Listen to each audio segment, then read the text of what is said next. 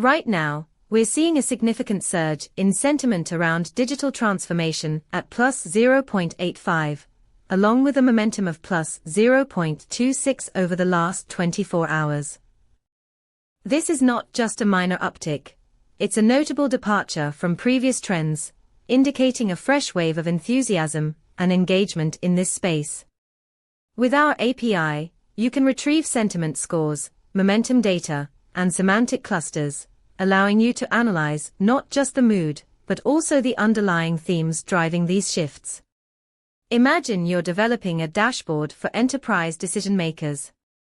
By integrating this sentiment data, you can provide real-time insights that help teams adapt strategies in response to evolving attitudes toward digital transformation.